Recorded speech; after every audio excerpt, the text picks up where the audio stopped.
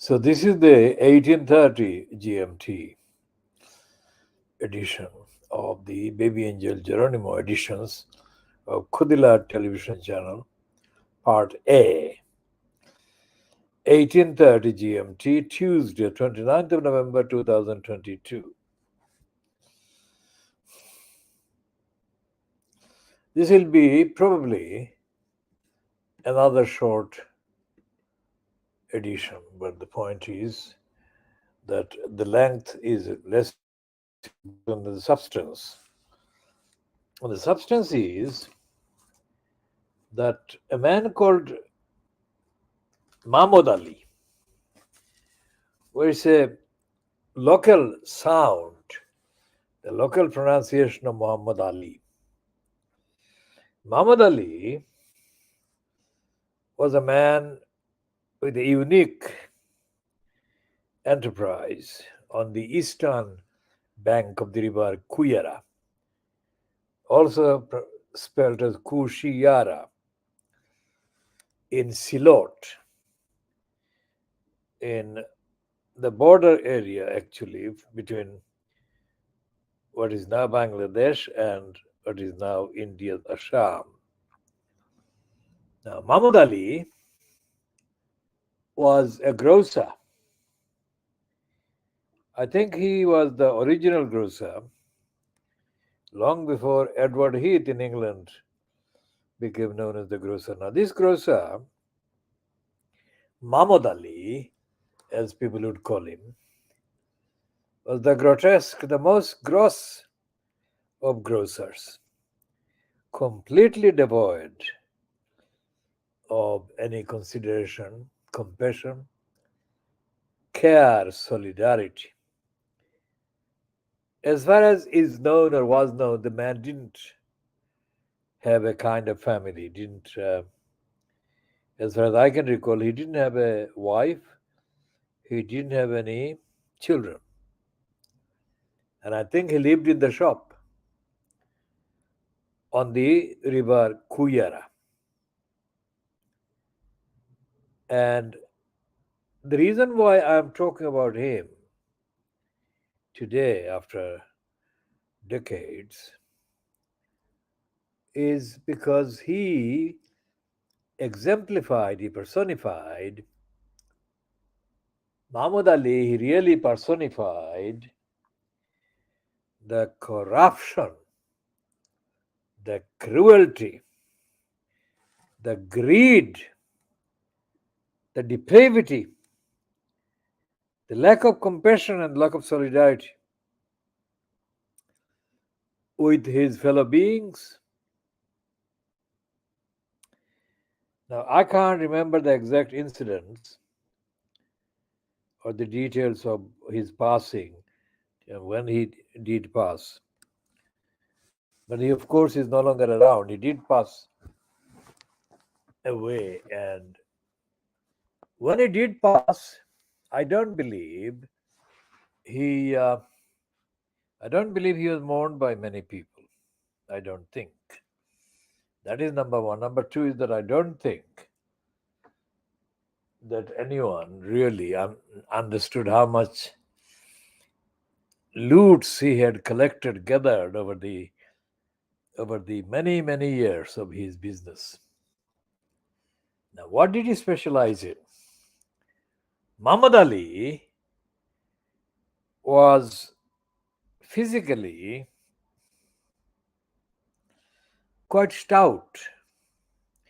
Not a big sized individual, but he was a stout, physically stout, and was, his normal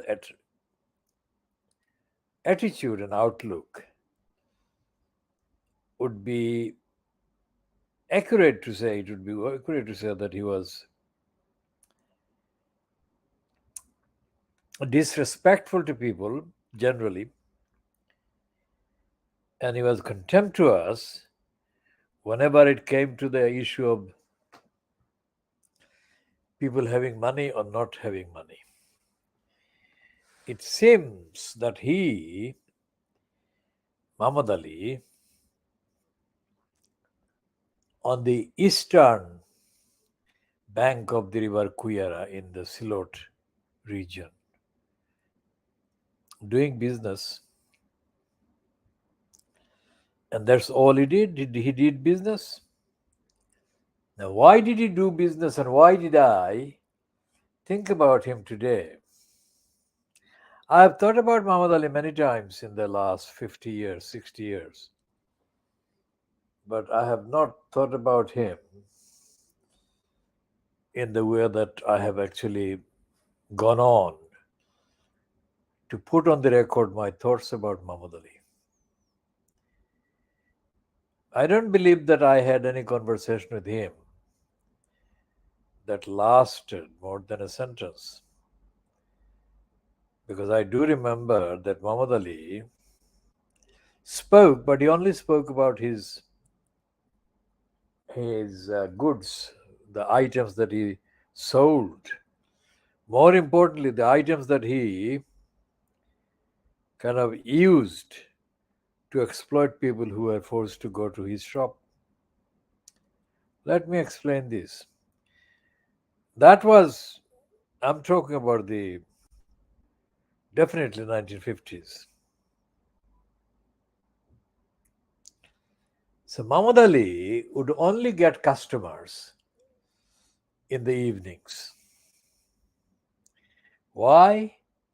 Because there was no other shop around or open. And the deeper, the darker the night, the more excited he was at the prospect of a potential victim appearing at his shop. And he would fleece them.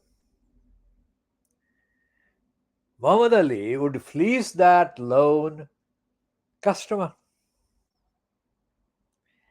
Now, if the customer ever happened to be a customer from one of the surrounding villages and came to his shop without any money and begged him to let him have some goods and he would bring the money during the day, Muhammad Ali would scold that individual. Muhammad Ali would abuse that individual. And Muhammad Ali would go through the phantom history of that individual's family, even though he had no idea who these individuals' family were. So Muhammad Ali was Satan, absolute evil. Although he did carry a kind of Muslim beard, his behavior was Satan. And anyone who made the mistake of begging him to let him buy something on credit would never ever in the rest of their lives live that experience down or overcome that emotional torture. I witnessed too many of those incidents. Remember what I said about the people, that the other people came to the shop and I was one of the observers of the shop. I did also visit the shop as a late night shopper and so on. But my experience of witnessing Muhammad Ali take away the skin, literally the skin of the individual going through hard times and needing a kind of overnight allowance, like time credit for 24 hours. Muhammad Ali would never let that person ever forget what he put him through. It's always, I don't remember any woman being present in his shop during the night. I don't think anyone would come to Muhammad Ali's shop. Any woman would come to Muhammad Ali's shops during the night. So the man who came to Muhammad Ali's shop came and did that as an experience in hell. Now, why am I talking about him? Yes, because this man was a Muslim, and all his victims are Muslims. So his behavior did not show that Muslim solidarity existed. The Muslim compassion for other Muslims existed. Now, this was an evil man, but he was a Muslim doing evil to other Muslims. So that is Muhammad Ali, but that's the beginning. I'll have lots more to say about Muhammad Ali in the context of the village and the context of the abject absence of solidarity and compassion. This edition of the Khoodeelaar television channel is, of course, as I said at the beginning, is going to be a brief one. Muhammad Ali was only one item. It's not the only item that we're going to broadcast on this edition. There was this shop in New Market in Dhaka, in the capital city of East Pakistan then and Bangladesh now. There was a New Market is a shop like a shopping center. What can I compare that with in London? New Market is a small kind of thing compared to the kind of equivalents in London. But New Market was really full of shops, clothes shops, sari shops, and so on, for expensive kind of purchases. And one shop that I discovered by accident existed in New Market was owned by Shafiq. Was it Shafiq Uddin, Shafiq Ahmad, Shafiq Rahman? I cannot remember the last name. But this Shafiq was a contemporary of mine, and he came from the village of Nogor. Nogor in Dahadukkin, which is not far from our village. The Shafiq turned out to be a shopkeeper. I had no idea he had. And it appeared that they were his family from Nagore had enough money to own and run this shop, which was in terms of the capital needed, was quite a wealthy enterprise. And I still remember Shafiq's face. Shafiq's face was a very sociable, friendly face. And in comparison with,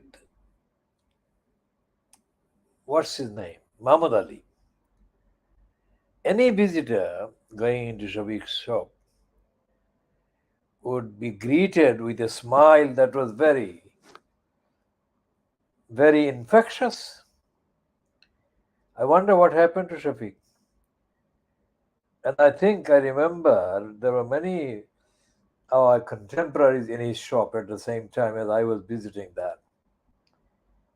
And Shafiq actually bought tea and snacks for all of us.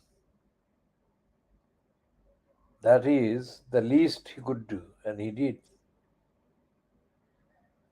And then he invited us to visit his shop again. I don't remember if we had the opportunity to visit his shop again or not. There was another contemporary. This one was actually an academic contemporary from the same year at the Dahadukin School, Dottorail High School, who is, where did he come from? He come from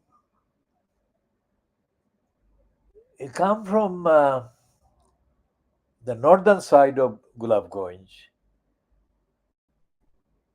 and his name was Manzoorul Haq. I wonder what happened to Manzoorul Haq. Is he alive? If he is, what is he doing? What has he been up to? Manzoorul Haq was one of the one of the boys from the Dottoral School, and I think he was also a student at the MC College, and then he went on to Dhaka as well. Now I don't know where Manzoorul Haq ended up in Dhaka when he went to Dhaka, but he was probably one of the socially most connected boys of our generation. Manzoorul Haq was one of the most socially forward and socially connected boys, and he was very popular among the boys. Now, I wonder what happened to him. Now, what a contrast Shafiq was with Muhammad Ali. Now, it is Shafiq's house in Nagaur, I later discovered,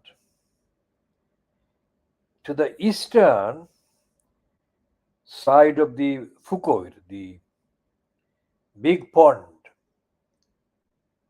was bushes that had, the first time I saw the bunnies, lived in the bushes there. When I was a child, like I was 7 or 8 year old, and I was walking behind my uncles, my father, they were going to Dagadukin, and I suddenly saw this magic. I had never seen anything so beautiful. This baby bunny appeared from the bushes, and I was stunned.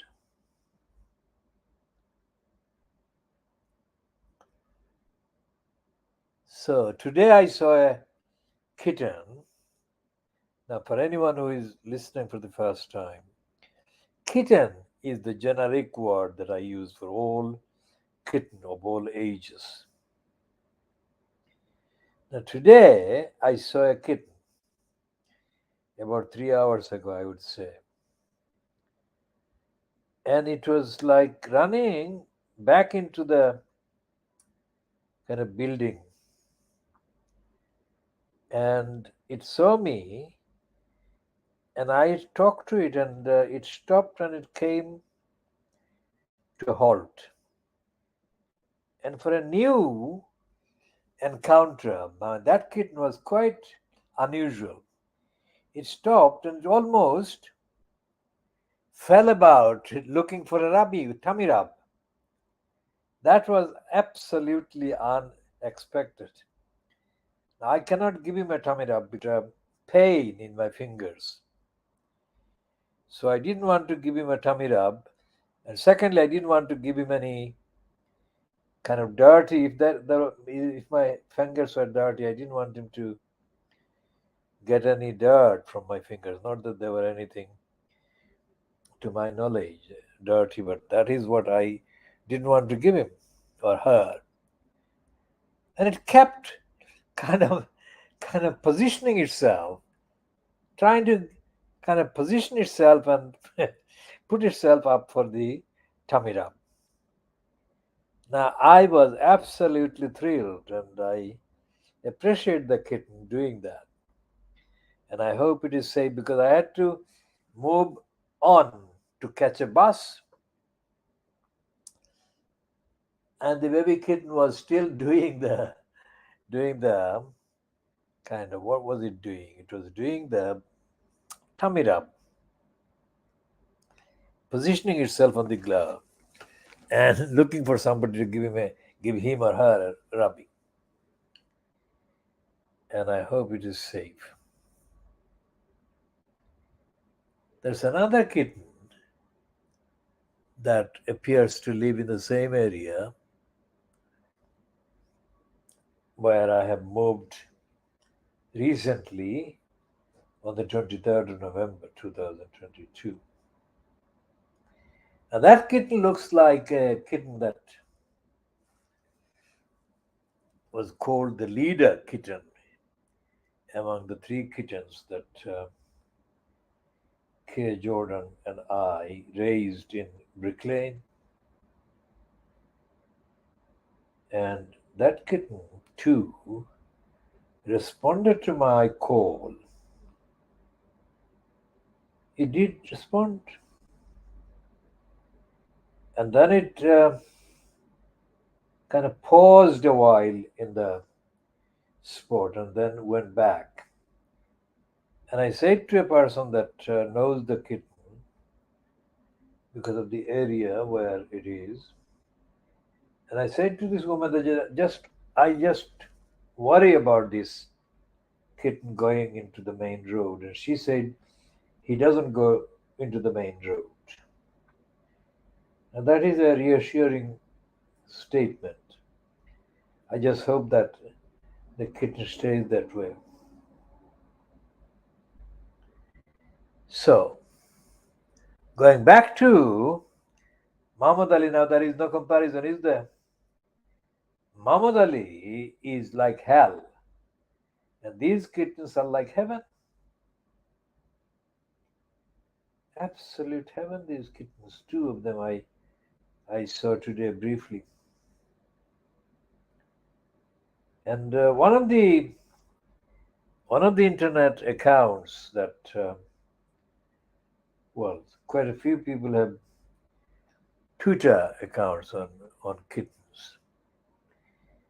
And some of them say that they don't want to go to heaven if there were no kittens in heaven. I mean, that is a very powerful and absolutely lovely thought.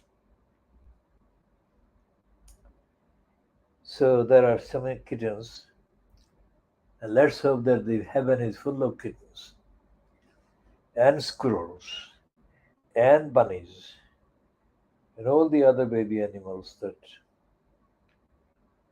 the depraved human beings in this world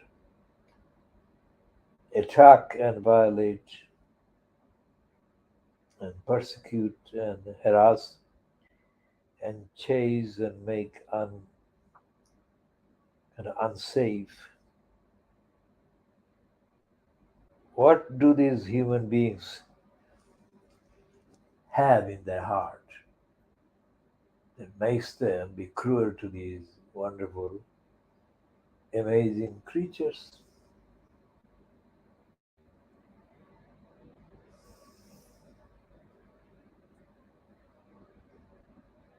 I mean, the more I talk about the kittens and the bunnies and the squirrels, the more I think of what can I do, what I can do, what can I do. Just spread the word through the world for human beings to love the babies, animals, and creatures and respect them and love them and make them safe. This is the Khoodeelaar television channel, Baby Angel Geronimo editions of the Khoodeelaar television channel. This is part A, 1830 hours GMT on Tuesday, the 29th of November 2022. The baby angel Geronimo is a baby angel Geronimo, the bestest baby angel Geronimo in the whole world. The baby angel Geronimo is the bestest baby angel Geronimo in the whole world. And I am very privileged that I'm able to, although short, brief bits, I'm able to talk about baby angel Geronimo because the baby angel Geronimo has been witnessing some of human beings' worst behavior that can only be found in hell. And the personification of hell is, of course, the violator of baby angel Geronimo, Boris Johnson. And the other personification of hell, as experienced as witnessed by the baby angel Geronimo, are the people that actually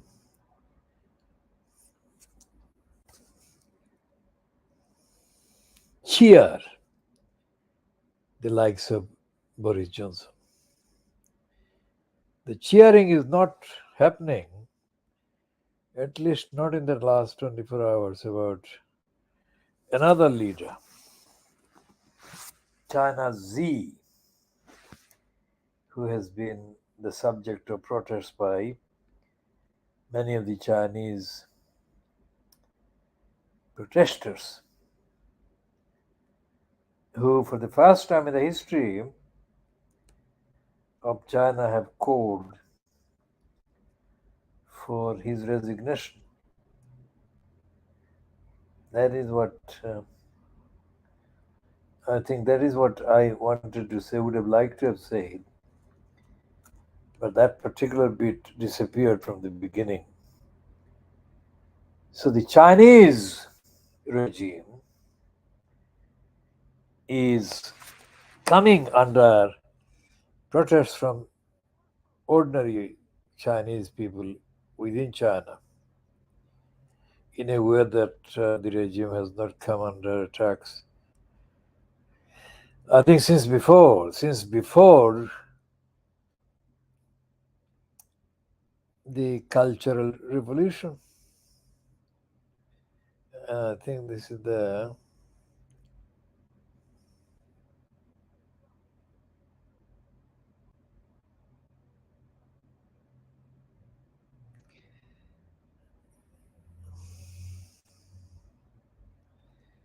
I think the best way for the people in this area to accommodate a socially acceptable kind of activities would be to provide social amenities for them to actually use while taking part in demonstrations. This is something that I'm saying in anticipation of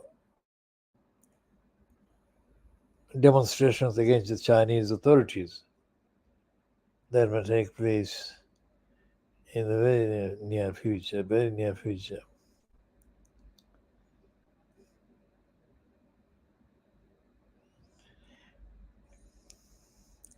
We should bring an end to this particular one in half an hour. I think this is a half an hour long program, and most of the items that we normally would have updated on have remained unmentioned so far. We shall compensate for this in the next editions.